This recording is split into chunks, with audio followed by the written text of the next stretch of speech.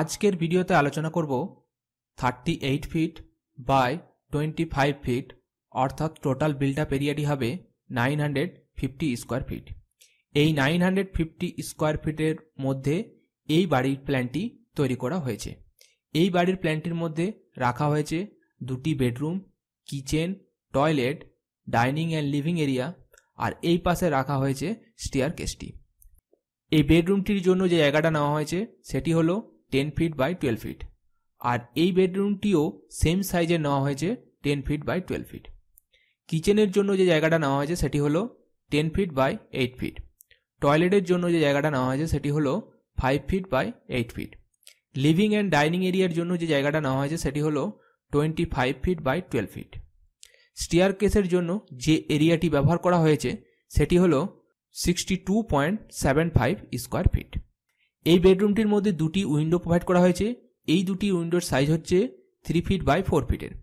এই বেডরুমটির মধ্যেও দুটি উইন্ডো প্রোভাইড করা হয়েছে যাদের সাইজ 3 ফিট বাই 4 ফিটের। কিচেনের মধ্যেও এখানে একটা উইন্ডো প্রোভাইড করা হয়েছে যার সাইজ 3 ফিট বাই 4 ফিটের।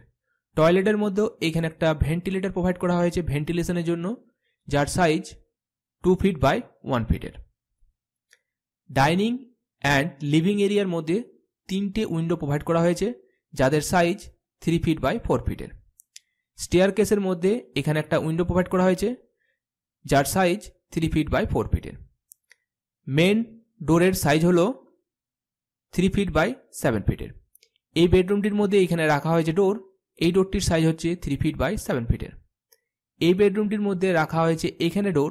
এই ডোরটির সাইজ হচ্ছে 3 ফিট বাই 7 ফিটের। কিচেনের মধ্যে রাখা হয়েছে এখানে একটা ডোর এবং এই ডোরটির সাইজ হচ্ছে 2 ফিট 6 ইঞ্চ বাই 6 ফিট। টয়লেটের মধ্যে রাখা হয়েছে এখানে ডোর এবং এই ডোরটির সাইজ হচ্ছে 2 ফিট 6 ইঞ্চ বাই 6 ফিট।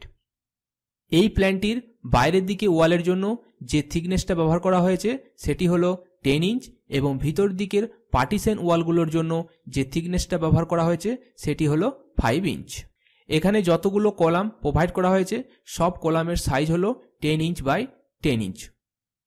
তো আপনি দেখলেন 38 ফিট বাই 25 ফিট অর্থাৎ টোটাল বিল্ট আপ এরিয়াটি হবে 950 স্কোয়ার ফিট। তো আপনি চাইলে এই 950 স্কোয়ার ফিটের মধ্যে এই বাড়ির প্ল্যানের আইডিয়াটি দেখে আপনিও একটা নতুনভাবে বাড়ির প্ল্যান তৈরি করতে পারবেন। আমি আশা করব আপনার কাছে এই বাড়ির প্ল্যানটি ভালো লাগবে। যদি বাড়ির প্ল্যানটি ভালো লেগে থাকে তবে প্লিজ প্ল্যানটি বন্ধুদের সঙ্গে শেয়ার করতে পারেন। তার সাথে সাথে এই চ্যানেলে নতুন হয়ে থাকলে প্লিজ এই চ্যানেলটিকে সাবস্ক্রাইব করুন এবং পাশে থাকা বেল আইকনটি প্রেস করে দিন। আমি যখনই নতুন কোনো ভিডিও আপলোড করব আপনার কাছে সবার প্রথম নোটিফিকেশন পৌঁছে যাবে। আজকের ভিডিওটা এখানেই শেষ করলাম। Thank you.